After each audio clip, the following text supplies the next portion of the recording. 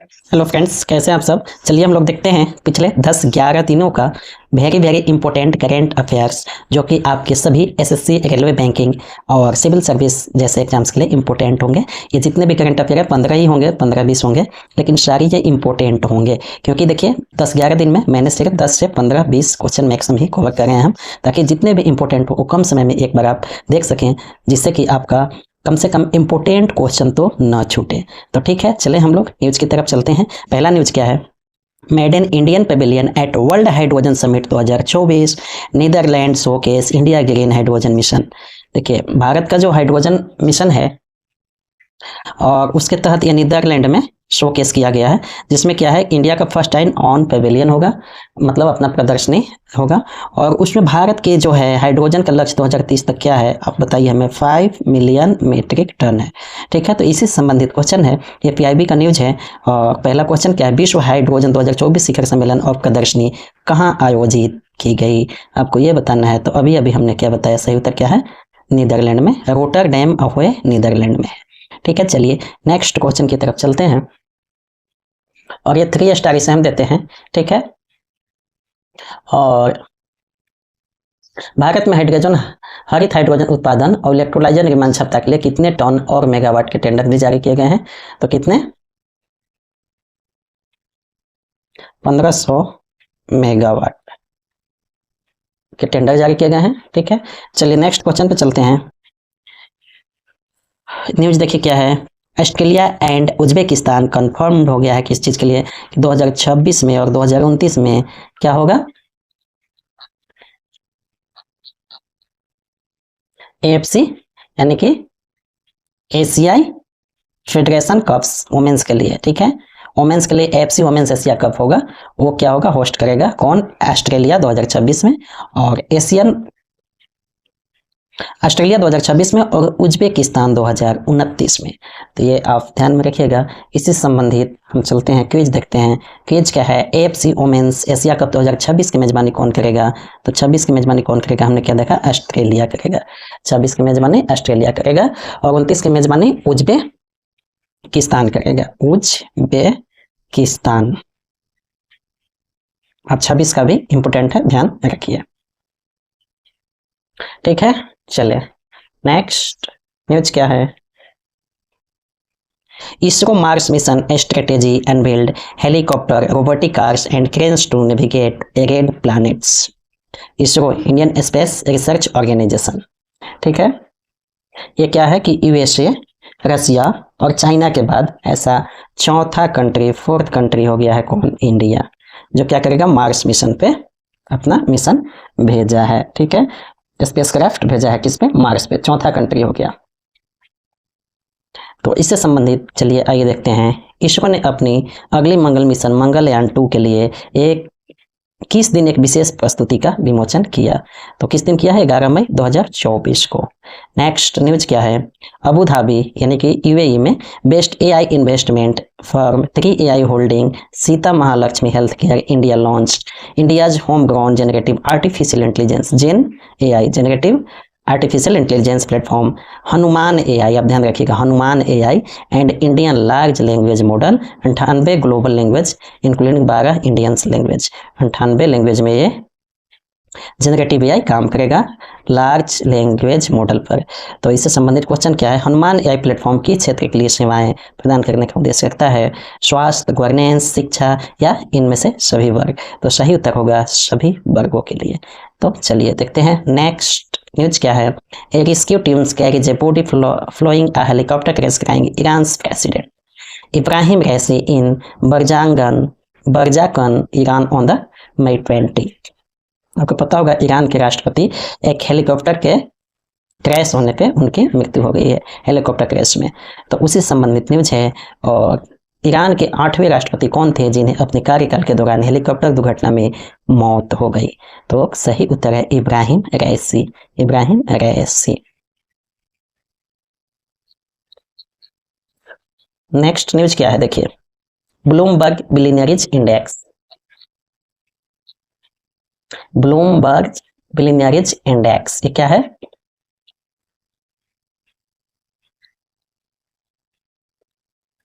देखिए एक इंडेक्स जारी किया जाता है बिलियनियर्स के लिए, बिलियनियर्स के लिए इंडेक्स जारी किया जाता है और ये डेली जारी किया जाता है। सबसे बड़ी विशेषता है हमारे गरीबों के लिए, हमारे डेली कितने इंडिया में गरीब हो रहे हैं, डेली क्या हो रहे हैं, उसके लिए तो साल में 1-2 बार भी जारी ना किया जाए, लेकिन बिलियनियर्स के लिए डेली एक इंडेक्स जारी किया जाता है कि कौन डेली बिलियनियर्स में टॉप पे आ रहा है। तो उसी संबंधित एक 20 मई का जारी किया गया, जिसमें ब्लूमबर्ग बिलियनियर्स इंडेक्स के अनुसार दुनिया के सबसे अमीर व्यक्ति कौन हैं। तो सबसे अमीर व्यक्ति हैं कौन? बर्नार्ड आर्नो, बर्नार्ड आर्नो, ठीक है, बर्नार्ड आर्नो है। लेकिन हमारे यहाँ के Mukesh Ambani chairman and MD जो है रिलायंस इंडस्ट्रीज के, एंड गौतम अडानी जो founder and chairman Adani group के हैं, among top 50 of world richest में भी शामिल है, इसलिए न्यूज टॉप 15 में ये दोनों लोग शामिल हैं। कौन? मुकेश अंबानी और गौतम अंबानी, ठीक है, अब ध्यान रखिएगा। मुकेश अंबानी है वो 12वें रैंक पे हैं, 12वें रैंक पे, और गौतम अडानी है वो 14वें रैंक पे हैं वर्ल्ड में। मुकेश अंबानी के पास संपत्ति है 110 बिलियन डॉलर की, और गौतम अडानी के पास है 100 बिलियन डॉलर की, इसलिए इंपोर्टेंट हो जाता है। अडानी साहब का हाल ही में कोयला घोटाला से संबंधित भी न्यूज आया है कि कैसे मोदी सरकार के सहयोग से, कहिए इसकी जांच के विषय है, लेकिन अब मोदी सरकार है इनके समय में अभी, जाहिर सी बात है कि मोदी सरकार के सहयोग से कैसे कोयला घोटाला किया गया है, महंगे दामों पे कोयला की क्वालिटी से समझौता करने के साथ बिजली कंपनियों को बेचा गया है। तो इस तरह से कुछ न्यूज है, तो इसलिए भी ये इम्पोर्टेंट हो जाता है। देखिए यहाँ पे बिलियनर्स का लिस्ट यहाँ पे है, आप चाहे तो पॉज करके और जूम करके देख सकते हैं। नेक्स्ट क्या है news? Travel and tourism development index 2024, और देखिए travel and tourism development index जारी किया जाता है और वर्ल्ड इकोनॉमिक फोरम के द्वारा जारी किया जाता है। यहाँ देखिए वर्ल्ड इकोनॉमिक फोरम WEF, इसके द्वारा जारी किया जाता है। और इसमें न्यूज क्या है उसके हिसाब से MCQ है हमारा, विश्व आर्थिक मंच के अनुसार travel and tourism development index 2024 में भारत की कौन सी स्थिति है, यानी कि कितने नंबर पे है। तो सही उत्तर है 39 नंबर पे, 39वीं। सबसे ऊपर कौन है? United state of America, United state of America क्या है? ये फर्स्ट नंबर पे है, ये भी आप ध्यान रखिएगा। और भारत 39वें नंबर पे है। तो सबसे नीचे कौन है? सबसे नीचे है माली, माली, ठीक है, सबसे नीचे कौन है? माली। चलिए नेक्स्ट देखते हैं न्यूज क्या है। नेक्स्ट न्यूज है the international Booker prize award 2024, 2024 का बुकर अवार्ड किसे मिला है? ये है news. Kairos by Jenny Erpenbeck, translated by Michael Hofmann and the named winner of International Booker Prize 2024। तो 2024 का अंतर्राष्ट्रीय बुकर पुरस्कार किस किताब के लिए प्राप्त हुआ है? ये आपको ध्यान रखना है। सही उत्तर है कैरोस के लिए, कैरोस के लिए। नेक्स्ट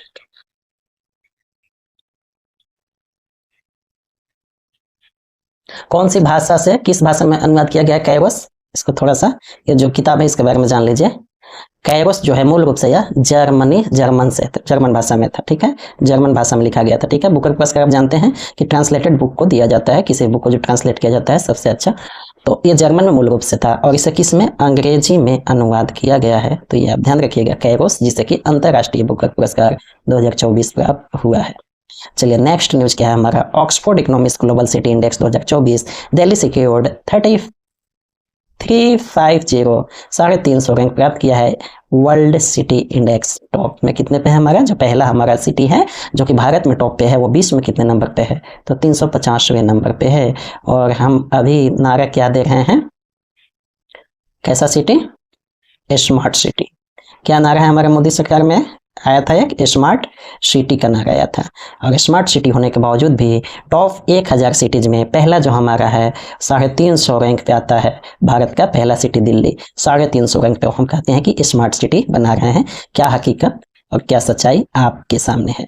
फिर भी चलिए हम लोग MCQ देखते हैं। Oxford economics global city index 2024 के अनुसार दिल्ली ने विश्व के 1000 सबसे बड़े शहरों में कौन सा स्थान प्राप्त किया? ठीक है,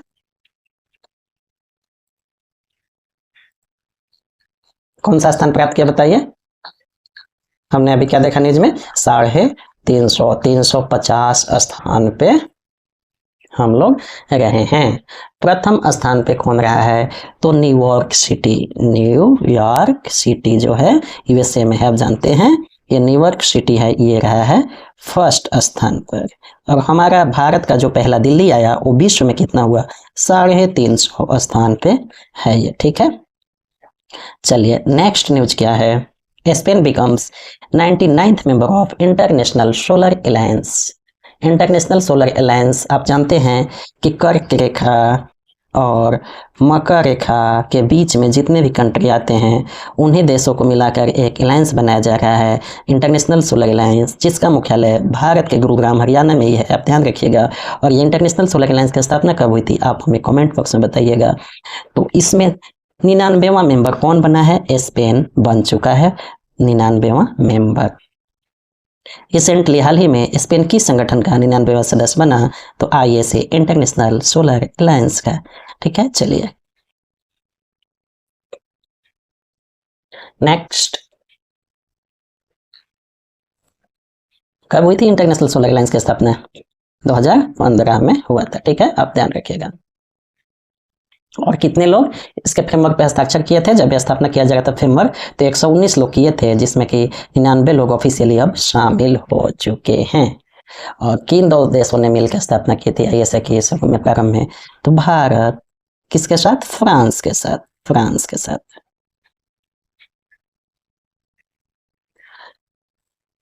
सौर ऊर्जा का उपयोग करना इसका मुख्य उद्देश्य होता है।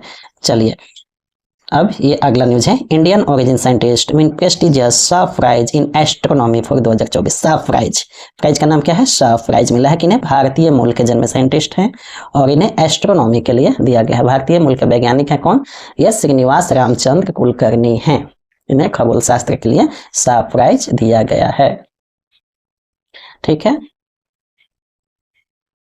अब रॉयल सोसाइटी ऑफ लंदन में क्या है, ये इस समाज के सदस्य हैं ये, ठीक है। तो इनसे इससे संबंधित हम MCQ देख लेते हैं। भारतीय मूल के अमेरिकी वैज्ञानिक श्रीनिवास रामचंद्र कुलकर्णी को 2024 में किस श्रेणी में प्रतिष्ठित शाह पुरस्कार से सम्मानित किया गया है, सही उत्तर है खगोल शास्त्र के लिए, खगोल शास्त्र के लिए, तो आप ध्यान रखिएगा। नेक्स्ट को न्यूज क्या है, Thiruvananthapuram international airport achieve zero waste to landfill. Zero waste to landfill का अवार्ड दिया गया है, किसके द्वारा दिया गया है, centre for excellent for sustainable development के द्वारा यह अवार्ड दिया जाता है, ठीक है। तो चलिए इससे संबंधित हम लोग देख लेते हैं MCQ। भारत में पहला हवाई अड्डा कौन सा है जिसे zero waste to landfill JWL का सम्मान मिला। जाहिर सी बात है, अगर आप इस क्वेश्चन को नहीं देखे रहेंगे तो सब सोचते हैं इंदिरा गांधी अंतर्राष्ट्रीय हवाई अड्डा ही होना चाहिए, लेकिन ऐसा नहीं है। किसे मिला है, तिरुवनंतपुरम अंतर्राष्ट्रीय हवाई अड्डा तिरुवनंतपुरम में है, केरला की राजधानी का है, तिरुवनंतपुरम है, ठीक है, तो उससे ही मिला है, ठीक है। और ये जीरो वेस्ट टू लैंडफिल सम्मान किसने प्रदान किया, तो भारतीय उद्योग परिसंघ ने। तिरुवनंतपुरम अंतर्राष्ट्रीय हवाई अड्डे ने अपने कचरे का कितना प्रतिशत लैंडफिल से मोड़ने में सफल रहा है, तो 99.5% अपने कचरे का, ठीक है, ये ध्यान रखेंगे। और प्लास्टिक कचरे को 100%। हवाई अड्डे अपने कचरे के प्रबंधन के लिए कौन सा मानक अपनाता है, जो मानक मिलता है उसे क्या कहते हैं हम लोग, ISO का कौन सा नंबर होता है हवाई अड्डा के लिए, 14001 अनुपात 2015, यानी 2015 में ये शुरू किया गया, ये इसे मानक दिया जाता है। और तिरुवनंतपुरम अंतर्राष्ट्रीय हवाई अड्डे को 5 सिद्धांत अपनाए, 5R। 5R, R means, R से क्या हो गया, 5R से, एक R से रिड्यूस, रीयूज, रिप्रोसेस, रिसाइकल और रिकवर, ठीक है। चलिए नेक्स्ट न्यूज की तरफ हम लोग चलते हैं। नेक्स्ट न्यूज क्या है, रिसेंटली हाल ही में देखिए, scientist have reported A discover of new plants, एक नया प्लांट साइंटिस्ट ने खोजा है, उसका नाम क्या है, इम्बिलिका चक्रवर्ती, फ्रॉम अदिति छोटी with in the Idamalayar forest range of Kerala से। तो केरला में मिला है कौन सा, इम्बिलिका चक्रवर्ती, एक नया पौधा है ये, देख लीजिए। और इसी से संबंधित हम लोग देखते हैं MCQ, इम्बिलिका चक्रवर्ती नामक नई पौधे की प्रजाति की खोज कहाँ की गई, तो सही उत्तर होगा केरल में। चलिए नेक्स्ट न्यूज क्या देखिए, इन द फर्स्ट पहली बार Indian air force C-130 with Garud command उसमें शामिल था, makes night landing at Kargil ALG। ALG means क्या होता है? Advance landing ground. Advance landing ground मतलब कि कम रोशनी यानी रात में भी पहली बार लैंड किया है, उसमें गरुड़ कमांड शामिल थे। कहाँ पे? कारगिल के पास में। तो यहाँ पे हम देख लेते हैं इससे संबंधित। भारतीय वायुसेना के किस विमान ने कारगिल हवाई पट्टी पर नाइट विजन गॉगल्स की मदद से सफलतापूर्वक लैंडिंग की? तो सही उत्तर C होगा, C-130J सुपर हर्क्यूलिस से। ठीक है, चलिए नेक्स्ट न्यूज क्या है। आप लोग तो इसे खेल में बहुत अच्छा इंटरेस्ट रखते हैं, तो इसका न्यूज आप लोग को पता ही होगा कि कोलकाता नाइट राइडर्स ने सनराइजर्स हैदराबाद को हरा करके T20 2024 का कप जीत लिया है, इंडियन प्रीमियर लीग IPL का। ठीक है, 10 वर्ष बाद KKR ने ये जीता है। तो IPL 2024 का विजेता कौन है? Kolkata night Riders. देखिए IPL 2024 का विजेता कौन है क्वेश्चन है, तो आप जान ही गए हैं, कोलकाता नाइट राइडर्स। KKR के कप्तान कौन है? तो श्रेयस अय्यर है। श्रेयस अय्यर इंडियन खिलाड़ी हैं। ठीक है, और किस टीम को हराया? तो सनराइजर्स हैदराबाद को हराया। फाइनल मैच कहाँ हुआ था? तो AM चिदम्बरम स्टेडियम चेन्नई में हुआ था। चेन्नई में यह फाइनल मैच हुआ था, ये भी आप ध्यान रखिएगा, AM चिदम्बरम स्टेडियम। ठीक है, चलिए अब देखते हैं नेक्स्ट न्यूज क्या है। नेक्स्ट न्यूज देखिए है, Deepa Karmakar makes history with gold medal win at Asian champion.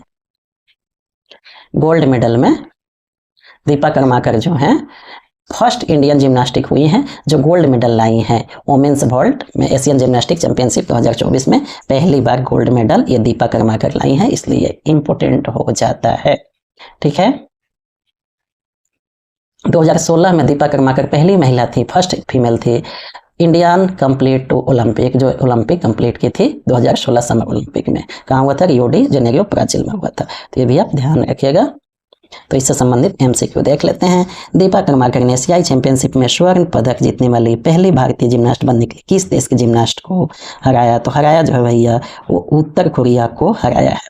Uttar Korea king Jong Un, जहाँ के तानाशाही चलती है, किंग जोंग उन। और जब उनके खिलाड़ी वहां गए होंगे तो किम जोंग उन ने उनके साथ कितना बदसलूकी किया होगा। आप जानते ही हैं कि वहां किम जोंग उन के पास सिर्फ सफलता का ही रास्ता लेके जाएंगे तो आपको शाबाशी मिलेगी, असफलता में आपको तो वहाँ प्रताड़ना ही प्रताड़ना है। और ऐसे तो ये सभी जगह होता है, लेकिन फिर भी नॉर्थ कोरिया की स्थिति कुछ और ही है।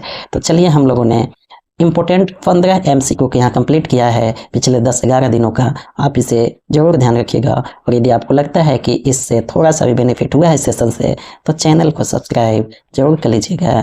Thank you very much.